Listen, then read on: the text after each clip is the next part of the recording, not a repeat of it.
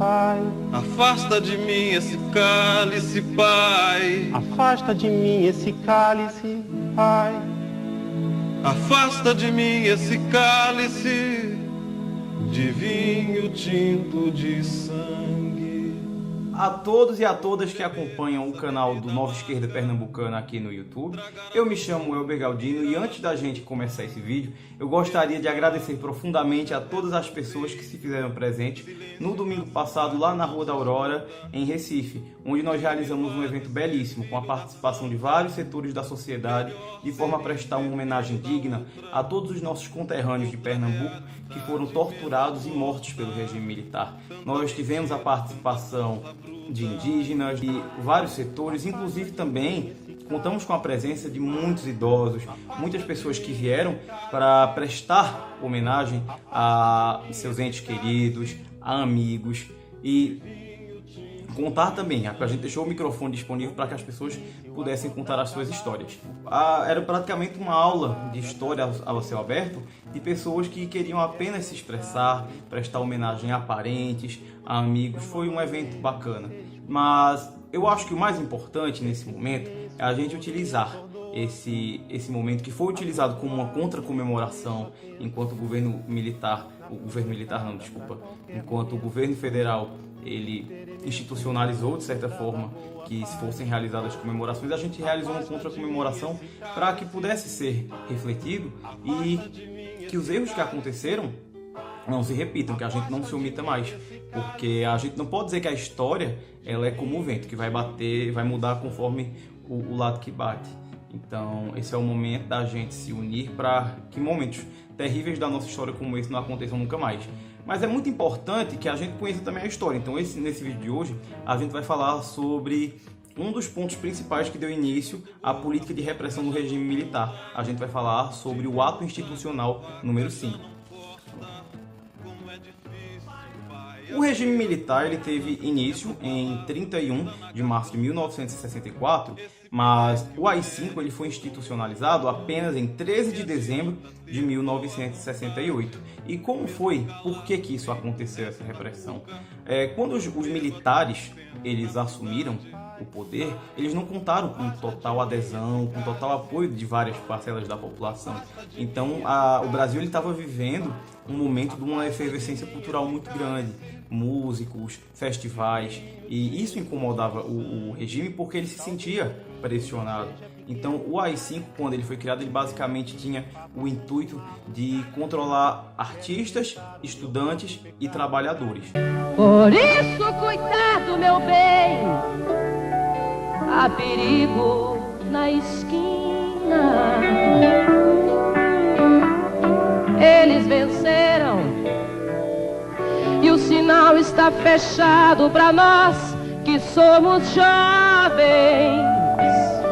Então, fatos muito importantes que deram origem ao AI-5, a gente pode falar da contestação do regime através dos artistas, a gente também vai ter que citar as greves operárias que aconteceram principalmente em cidades como Suzano e Contagem, de trabalhadores operários que eram contrários ao regime. Mas um ponto muito importante que foi um estopim para o AI-5 a gente tem que citar a passeata dos 100 mil, que aconteceu na cidade do Rio de Janeiro.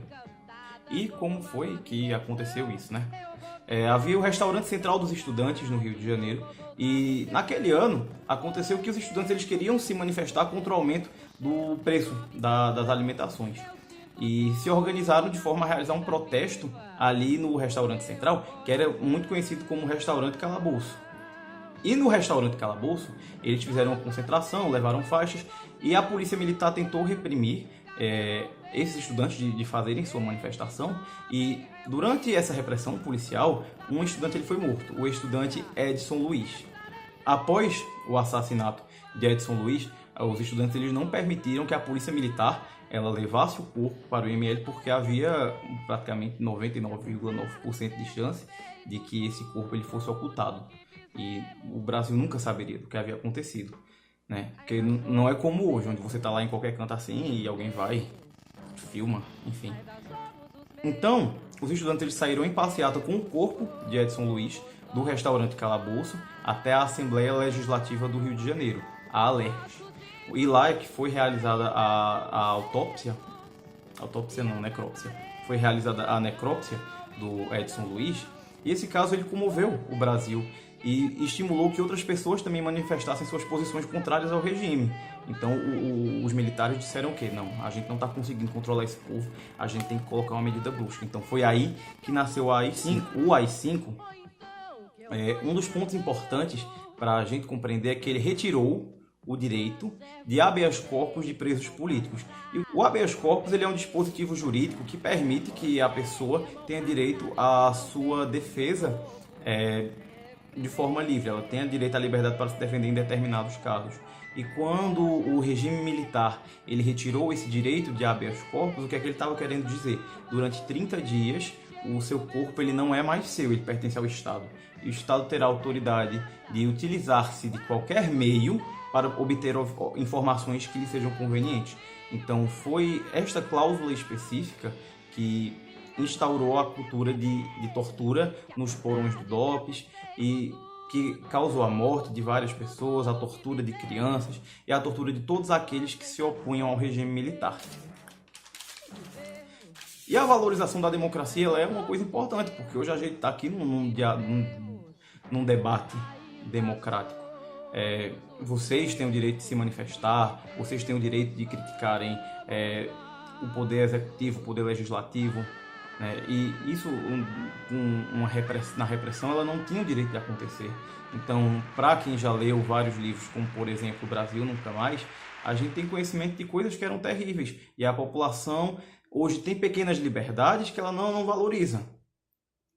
Por exemplo, durante a repressão, reuniões entre amigos, você poderia claramente ser considerado um âmbito de opositores, você poderia ser perseguido por isso. Aqui em Pernambuco, por exemplo, delegados de municípios de menor porte, eles eram apenas indicações políticas que seguiam a ordem de repressão do regime militar.